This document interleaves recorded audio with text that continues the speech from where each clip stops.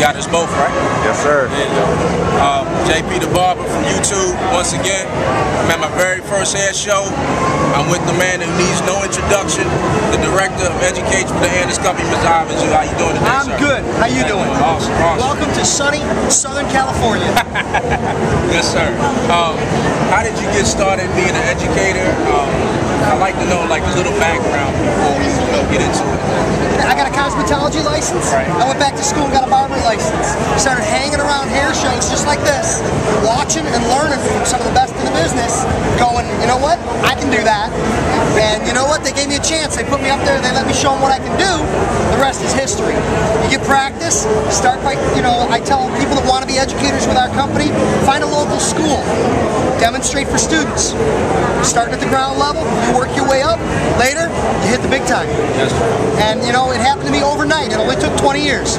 All right. I'm a barber student. The man holding the camera is a barber student. What advice do you have for students, student barbers and beginners in this industry? Cut hair. Cut hair. Cut anybody that'll sit still.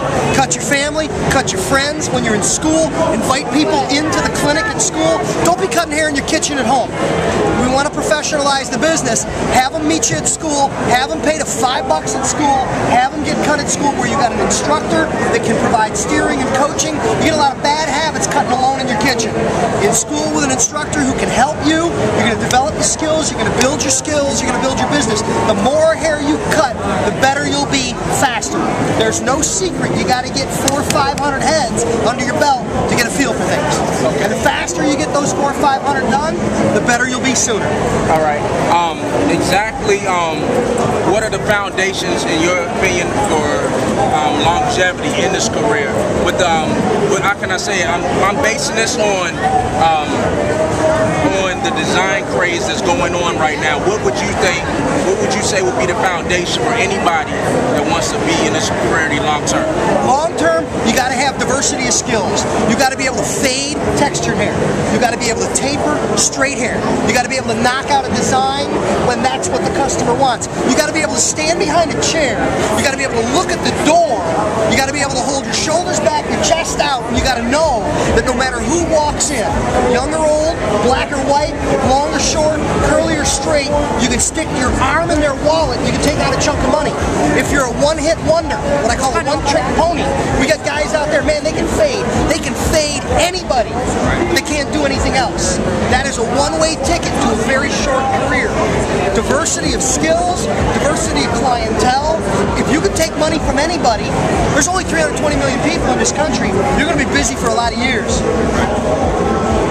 Okay, and I just left your class. I wanted to ask this before we go on and move on, for you to show us exactly what clippers we would recommend for beginner barber. But before that, I want to ask you about two things that you said that stuck out to me, because we were just talking about this on my Facebook page and on Average Barbers Making Above Average Money. If you don't know that website, that's admap.com.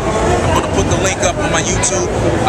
You said, one, that barbers and stylists don't charge enough, and two, you talked about the master clipper and how a lot of barber schools, they give it out as a beginner, but you recommend others.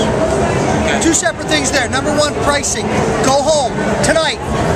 Change your prices, raise your prices, charge more money.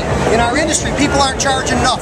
You got to provide service that matches. You can't charge $6 and deliver $50 worth of customer service, but you can't charge $50 and deliver $6 worth of customer service. You got to hit a balance between price, perception, and quality. But you got to raise the game. You can't buy a Buick. You can't send the kids to college. You can't, do all the things you want to do in life without a little money. $7, $8 haircuts. I don't care where you live, I don't care where you work. Ain't good, no pun intended, ain't gonna cut it. You gotta raise your prices, you gotta raise the bar, you gotta raise the professionalism in the industry. Start out by committing as a student. As long as you're gonna be in the business, you raise your price every year.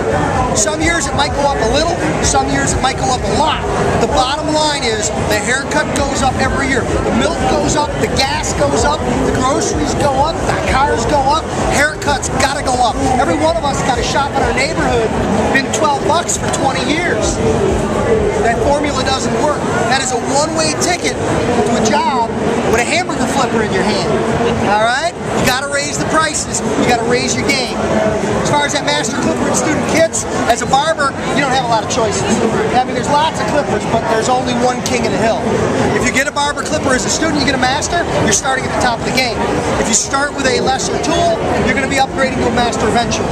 So one way or the other, it's an Andis tool and a master for a true classic barbering application. There's no other choice. Thank you, Mr. Zoot. I appreciate that. Thank you for having me. Good talking with you. Thanks. Have a great day. Yes, sir.